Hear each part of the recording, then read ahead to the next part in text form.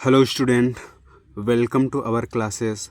आज हम पढ़ने वाले हैं 7 चैप्टर को, जो है पी ब्लॉक के तत्व। तो पी ब्लॉक के तत्व के अंतर्गत हम 15, 16, 17 और 18 समूह को पढ़ेंगे। ठीक है, क्योंकि शुरुआत के जो 2 समूह हैं 13 और 14 उसको 11th में पढ़ा जा चुका है, इसलिए अब 12th में सिर्फ 15, 16, 17 और 18 समूह ही पढ़ने हैं हमें। ठीक है, तो देखते हैं कि समूह 15 में कौन कौन से तत्व होते हैं। ठीक है, हमें पता है कि आवर्त सारणी में जो ऊर्ध्वाधर लाइनें होती है उसे ही समूह या वर्ग कहा जाता है। ठीक है, तो समूह 15 में नाइट्रोजन है जिसका संकेत N है, phosphorus P, arsenic AS, antimony SB और बिस्मथ BI है। ठीक है, तो इनके नाम को हमें क्रम से याद करना है। Nitrogen, phosphorus, arsenic, antimony, bismuth. Nitrogen, phosphorus, arsenic, antimony, bismuth. ठीक है, संकेत भी याद रखिए। नाइट्रोजन का नाइट्रोजन का N, फास्फोरस का P, आर्सेनिक का AS, antimony SB, bismuth BI। इनके परमाणु क्रमांक को बहुत ज़्यादा ध्यान देने की आवश्यकता नहीं है, कुछ का याद होना चाहिए फिर भी। जैसे नाइट्रोजन का 7 है, फास्फोरस का 15 है। ठीक है, आर्सेनिक 33, एंटीमनी 51 है, बिस्मथ का 83 है। ठीक है, और सबसे प्रमुख बात जो इसमें ध्यान देने योग्य है, इनका इलेक्ट्रॉनिक विन्यास। आप किसी में भी देख पा रहे होंगे, जैसे कि नाइट्रोजन का ही देखें तो अंतिम में 2s² 2p3 है। ठीक है, मतलब s उपकोष में 2 इलेक्ट्रॉन और p उपकोष में 3 इलेक्ट्रॉन हैं। ठीक है, अब हम अन्य तत्वों को भी यदि देखें तो केवल उपकोष बदलेंगे, पर उनमें इलेक्ट्रॉन की संख्या नहीं बदलेगी। s में 2 इलेक्ट्रॉन, p में 3। आप यहाँ पर भी देखिए, s में 2 इलेक्ट्रॉन, p में 3। तो उपकोष बदल रहे हैं, पर अंतिम में जो इलेक्ट्रॉन की संख्या है s में 2 है और p में 3 है। ठीक है, तो इनका जो बाह्य विन्यास है वो असल में NS² अर्थात s में स्क्वायर और NP3 है। ठीक है, तो ध्यान रखे रहिएगा कि इनका जो बाह्य विन्यास है वो क्या रहता है, NS² और NP3 है। ये बहुत काम आने वाला है आगे, ध्यान रखिएगा इसको। आगे चलते हैं।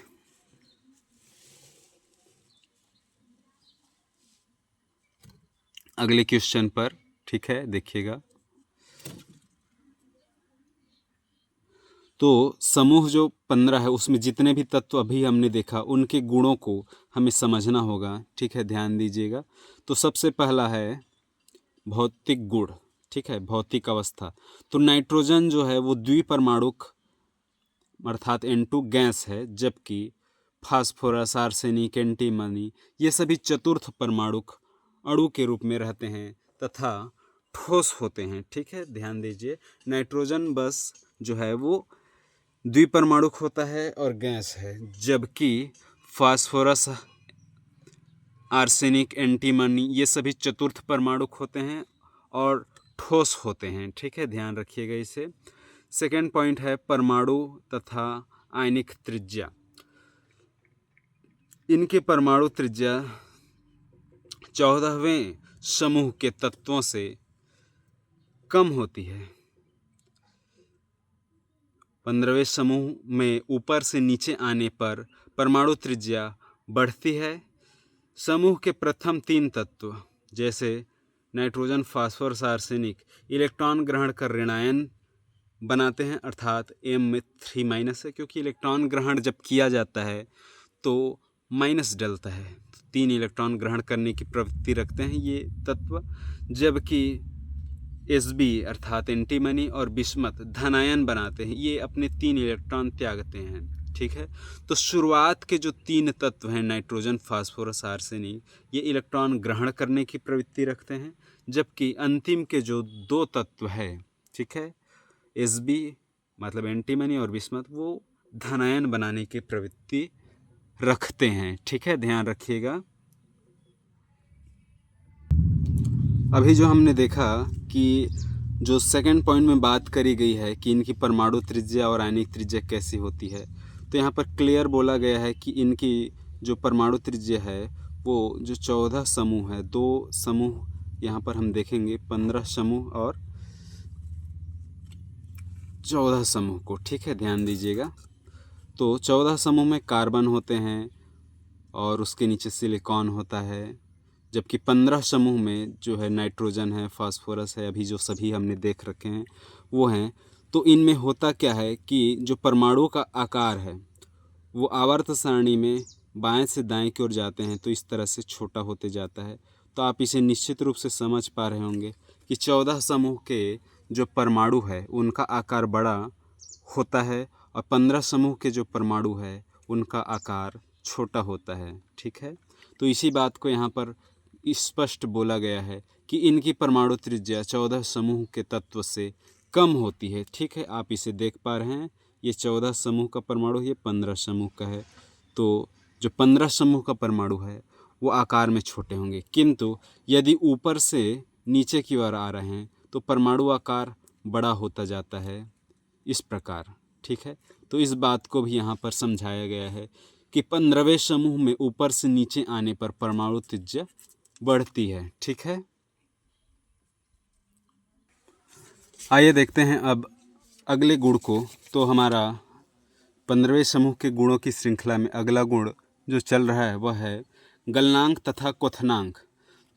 समूह 15 के तत्वों में ऊपर से नीचे जाने पर गलनांक तथा क्वथनांक में वृद्धि होती है, ठीक है, क्योंकि नीचे जाने पर तत्वों के धन विद्युतीय तथा धात्विक गुण दोनों बढ़ते हैं, जिससे परमाणुइक क्रिस्टल में बंधन ऊर्जा का मान बढ़ते जाता है, ठीक है।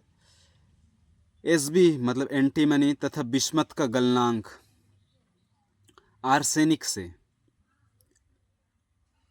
कम होता है, क्योंकि अक्रिय युग्म प्रभाव के कारण Hb तथा Bi 5 के स्थान पर 3 संयोजकता प्रदर्शित करते हैं, ठीक है।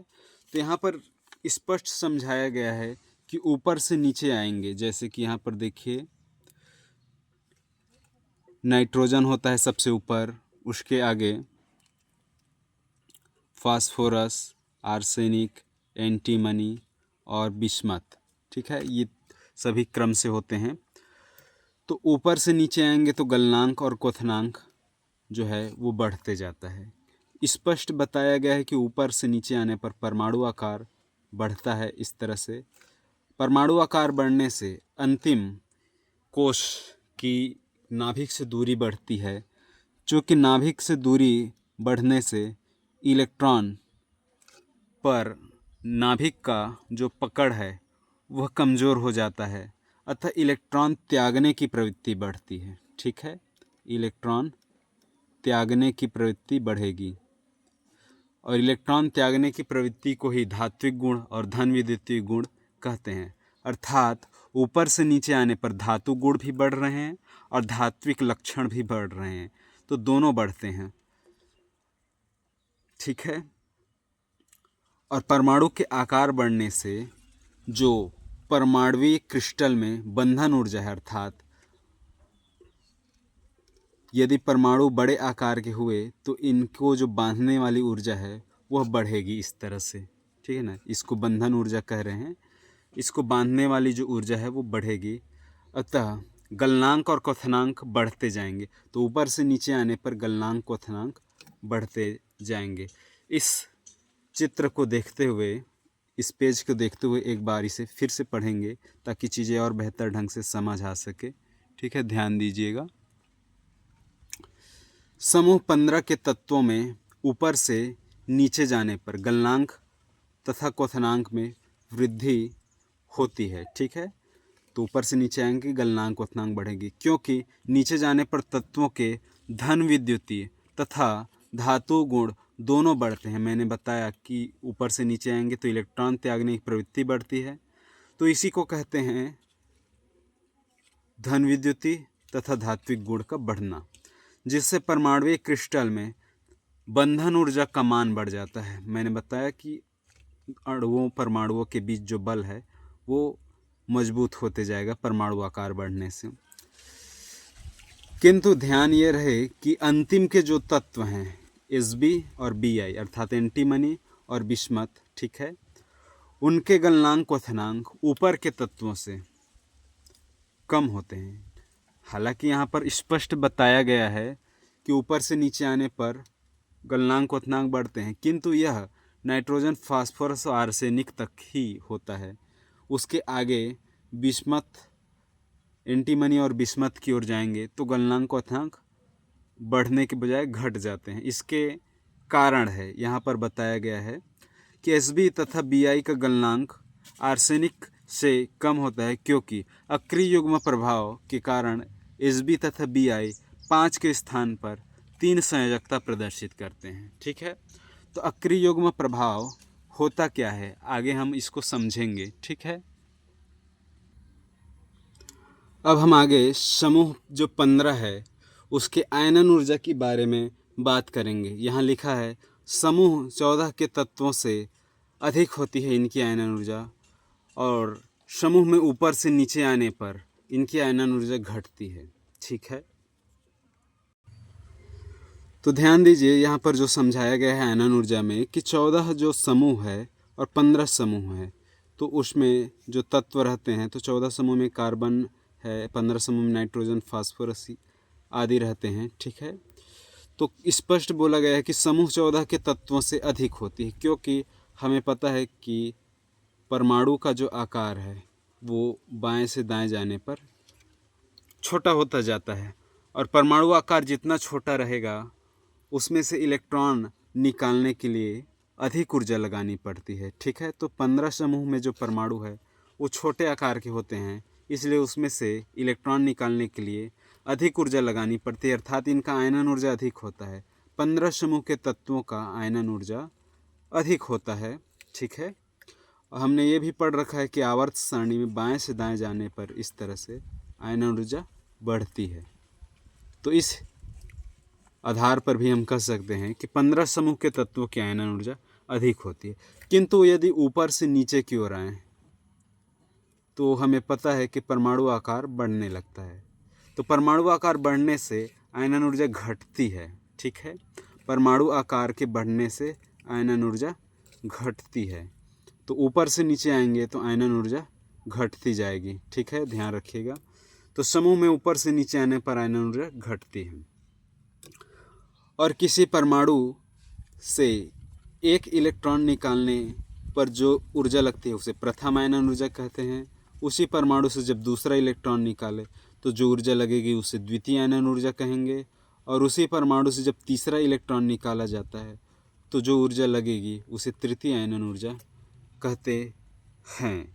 ठीक है, तो प्रथम आयनन ऊर्जा के लिए जो है वो कम होती है, अर्थात पहले इलेक्ट्रॉन निकालने के लिए कम ऊर्जा लगाना पड़ता है, इसके बाद दूसरे और उससे आगे तीसरे इलेक्ट्रॉन को निकालने के लिए अधिक ऊर्जा की आवश्यकता पड़ती है। इसे ही यहाँ पर बताया गया है कि द्वितीय तथा तृतीय आयनन ऊर्जा का मान प्रथम आयनन ऊर्जा से अधिक होता है। ठीक है, तो पहले इलेक्ट्रॉन को निकालने के लिए कम ऊर्जा लगेगी और दूसरे और तीसरे इलेक्ट्रॉन को निकालने के लिए अधिक ऊर्जा की आवश्यकता होती है। ठीक है, ध्यान रखिएगा, अधिक ऊर्जा की आवश्यकता बाद में पड़ती है। समूह 15 के तत्वों के जो गुण है उनकी श्रृंखला में अब आ रहे हैं ऑक्सीकरण संख्या। ठीक है, तो जो ऑक्सीकरण संख्या है वो सभी गुणों में सबसे अधिक महत्वपूर्ण है। यह एग्जाम में आने लायक प्रश्न है। तो ऑक्सीकरण संख्या के बारे में बात करते हैं, ध्यान दीजिएगा।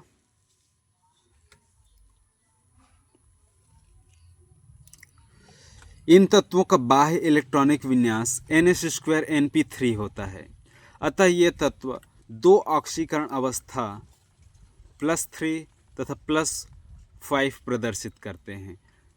S का इलेक्ट्रॉन और P के इलेक्ट्रॉन को त्याग कर, यदि सिर्फ Np3 अर्थात P उपकोष का इलेक्ट्रॉन त्यागे तो +3 ऑक्सीकरण दर्शाएगा, और साथ में ही यदि S उपकोष का इलेक्ट्रॉन भी त्यागे तो 3 2 5 मिलकर -5 ऑक्सीकरण अवस्था प्रदर्शित करेंगे। ठीक है, समूह में ऊपर से नीचे जाने पर +3 आक्सीकरण अवस्था अधिक सामान्य अर्थात प्रभावी होती जाती है, क्योंकि परमाणु भार बढ़ने के साथ साथ NH² इलेक्ट्रॉन अक्रिय होते जाते हैं।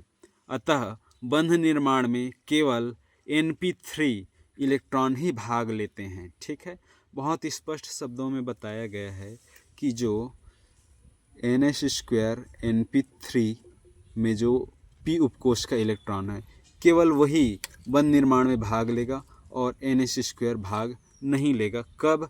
जब परमाणु भार बढ़ते जाता है तब। नीचे जाने पर परमाणु भार बढ़ने से NH² जो है वो अक्रिय युग्म प्रभाव दर्शाता है। बहुत ही महत्वपूर्ण गुण है यह, इसे एक बार दोबारा पढ़ लिया जाना चाहिए। समूह में ऊपर से नीचे जाने पर +3 ऑक्सीकरण अवस्था अधिक सामान्य प्रभावी होती जाती है, क्योंकि परमाणु भार बढ़ने के साथ साथ NH² इलेक्ट्रॉन अक्रिय होते जाते हैं। स्पष्ट बताया गया है, S उपकोष का इलेक्ट्रॉन अक्रिय होते जाते हैं। अतः बंध निर्माण में केवल Np3 इलेक्ट्रॉन ही भाग ले पाते हैं। ठीक है, और इसे ही अक्रिय युग्म प्रभाव ही कहते हैं। अगला गुण है धात्विक लक्षण। 15वें समूह के तत्व कम धात्विक होते हैं। ऊपर से नीचे जाने पर समूह में धात्विक लक्षण जो है वो बढ़ते हैं। ठीक है, आप ध्यान दीजिएगा यहाँ पर कि ऊपर से नीचे आने पर परमाणु आकार बड़ा होता जाता है। N अधातु है, जो P है, और उसके नीचे होता है आर्सेनिक, एंटीमनी, और उसके नीचे बिस्मथ होते हैं। तो नीचे जाने पर धातु गुण बढ़ता है। जो धातु गुण है वो नीचे जाने पर बढ़ता है, क्योंकि परमाणु आकार बढ़ने से इलेक्ट्रॉन त्यागने की प्रवृत्ति बढ़ती है, और जो तत्व इलेक्ट्रॉन त्यागे वही धातु होते हैं। तो ऊपर के तत्व इलेक्ट्रॉन त्यागने की प्रवृत्ति नहीं रखते, वो ग्रहण करने की प्रवृत्ति रखते हैं, और नीचे के तत्व जो हैं वो इलेक्ट्रॉन त्यागने की प्रवृत्ति रखते हैं। इस वजह से नीचे के तत्व धात्विक होते हैं। धात्विक लक्षण में देखिए लिखा है 15वें समूह के तत्व कम धात्विक होते हैं। ऊपर से नीचे जाने पर समूह में धात्विक गुण बढ़ते हैं। तो ऊपर के जो दो तत्व हैं नाइट्रोजन फास्फोरस वो अधातु हैं, उसके नीचे के दो तत्व आर्सेनिक और एंटीमनी उपधातु हैं, और सबसे नीचे का तत्व जो बिस्मथ है केवल वही धातु है 15वें समूह में। हमारा अगला प्रश्न अक्रिय युग्म प्रभाव अति महत्वपूर्ण है एग्जाम के लिए। देखिएगा अक्रिय युग्म प्रभाव क्या है। तो लिखा है 15वें समूह के तत्वों का बाह्य इलेक्ट्रॉनिक विन्यास NH² Np3 है।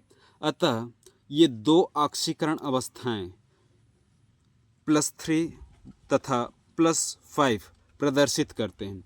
जैसे जैसे परमाणु भार बढ़ता जाता है, अर्थात समूह में ऊपर से नीचे जाने पर +3 ऑक्सीकरण अवस्था अधिक स्थायी होती जाती है, क्योंकि परमाणु भार बढ़ने के साथ साथ NH² इलेक्ट्रॉन युग्म बंध निर्माण में भाग नहीं लेते, केवल Np3 इलेक्ट्रॉन ही भाग लेते हैं। इस प्रभाव को अक्रिय युग्म प्रभाव कहते हैं।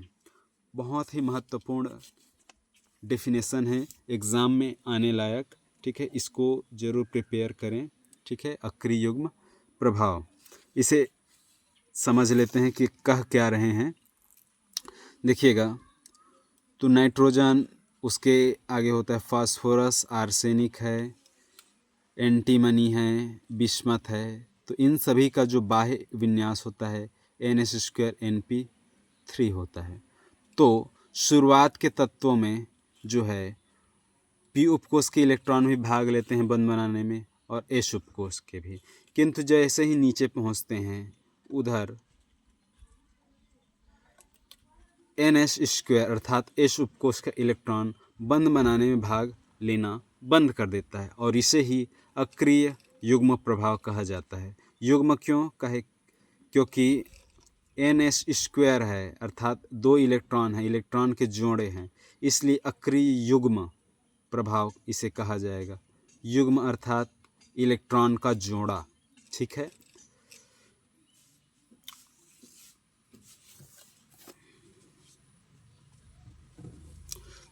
तो इस डेफिनेशन को एक बार और पढ़ लेते हैं। 15वें समूह के तत्वों का बाह्य इलेक्ट्रॉनिक विन्यास NH² NP3 है, अतः ये दो ऑक्सीकरण अवस्थाएं +3 तथा +5 प्रदर्शित करते हैं। जैसे जैसे परमाणु भार बढ़ता है अर्थात समूह में ऊपर से नीचे जाने पर +3 ऑक्सीकरण अवस्था अधिक स्थायी होती जाती है, क्योंकि परमाणु भार बढ़ने के साथ साथ NH² इलेक्ट्रॉन युग्म बंध निर्माण में भाग नहीं लेते, केवल NP3 इलेक्ट्रॉन ही भाग लेते हैं। इस प्रभाव को अक्रिय युग्म प्रभाव कहते हैं, ठीक है। बहुत ही महत्वपूर्ण है। हमारा अगला क्वेश्चन है, समूह 15 के तत्वों के हाइड्राइडों के नाम लिखिए तथा उनके गुणों की विवेचना कीजिए। तो समूह 15 में जो तत्व हमने देख रखे हैं, नाइट्रोजन है, फास्फोरस है, आर्सेनिक है, एंटीमनी है और उसके नीचे बिस्मथ है। उन सभी में यदि 3-3 हाइड्रोजन प्लस हो जाएं, जुड़ जाएं, तो ये हाइड्राइड बन जाते हैं। यहाँ पर देखिए समूह 15 के तत्वों के हाइड्राइड। तो नाइट्रोजन में H3 है तो अमोनिया बन गया, फास्फोरस में H3 तो फास्फीन, आर्सेनिक में H3 है तो आर्सिन, एंटीमनी में H3 तो स्टीबीन, बिस्मथ में H3 बिस्मुथिन। तो ये सभी उनके नाम हैं।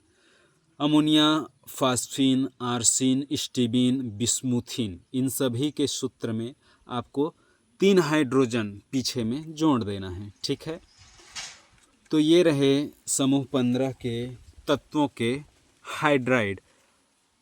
अब इनके गुणों के बारे में हम बात करेंगे कि कौन अधिक, किसका क्वथनांक अधिक होता है, कौन द्रव अवस्था में पाया जाता है, कौन अधिक क्षारीय है, कौन अधिक अम्लीय है, कौन स्थायी है, कौन अपचायक है। ये सभी गुण इनके देखेंगे और इनके क्रमों को समझेंगे। तो हाइड्राइड का सामान्य सूत्र इस वर्ग के लिए MH3 है, अर्थात 3 हाइड्रोजन इसमें प्लस हो जाते हैं, ठीक है। तो समूह 15 के हाइड्राइडों के गुणों में सबसे प्रथम गुण है भौतिक अवस्था। ये सभी हाइड्राइड जल में घुलनशील गैसें हैं, ठीक है।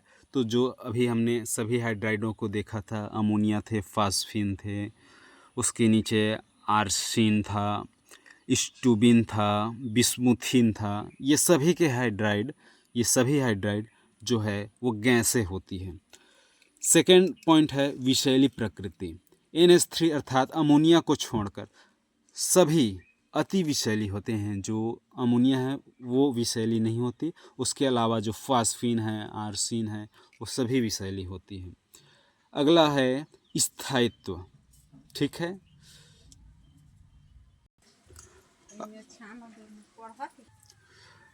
अगला गुण है स्थायित्व। NH3 से BiH3 तक स्थायित्व का क्रम घटता है। इस चित्र को देखिए, नाइट्रोजन से बिस्मथ तक आएंगे तो परमाणु आकार बढ़ते हैं, तो इसे ध्यान रखिएगा, चीज़ें समझ आएगी।